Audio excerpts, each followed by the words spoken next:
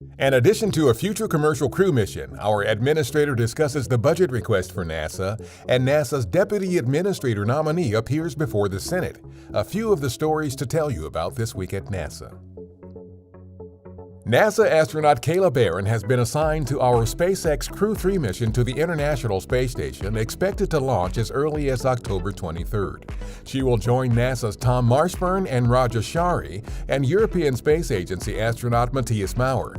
This is SpaceX's third crew rotation mission to the station for our commercial crew program. NASA Administrator Senator Bill Nelson testified during a May 19th virtual House hearing on the President's fiscal year 2022 budget request for the agency. The $24.7 billion funding request supports a wide range of NASA programs and activities. This is an exciting time for NASA. We are having a lot of things happen. Just in this next year, we launch the largest, most powerful rocket ever, the SLS, in its first maiden flight. If that were not exciting enough, later in the year, we're going to launch the James Webb Telescope, which is going to replace the incredible Hubble Space Telescope. It will peer out into space, capturing the light from far distant galaxies. He also pointed to other upcoming milestones for the agency in science, STEM education, aeronautics, and more. On May 20th, former NASA astronaut Pam Melroy, the President's nominee to be NASA's next deputy administrator, appeared before the Senate Committee on Commerce, Science, and Transportation during a confirmation hearing on Capitol Hill. I've worked in aerospace for my entire career and have experience in each of NASA's 4 mission areas. If confirmed, I'm ready to help Administrator Nelson lead and manage NASA on day 1. Melroy, a veteran of 3 space flights, logged more than 38 days in space and is one of only 2 women to command a space shuttle. On May 20th, engineers at our Langley Research Center in Hampton, Virginia, wrapped up the latest series of water impact drop tests for NASA's Orion spacecraft.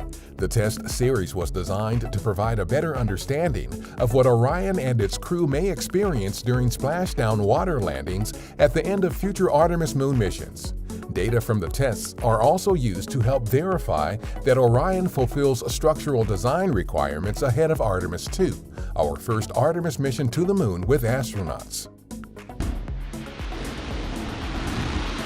Engineers at our Stennis Space Center conducted an RS-25 engine test on May 20th, continuing the latest test series in support of development and production of these engines.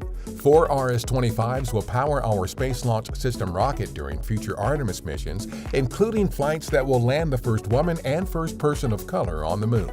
NASA recently flight tested the Airborne Location Integrating Geospatial Navigation System, or ALINES, in preparation for future acoustic validation flights of our X-59 Quiet Supersonic Technology airplane. ALINES will help a chase aircraft outfitted to gather acoustic data on these supersonic flights move into various positions relative to the X-59 to collect the most accurate data. These acoustic validation flights are designed to confirm that the sonic thump created by X-59 during flight is as quiet as it's designed to be and not as loud as a typical sonic boom.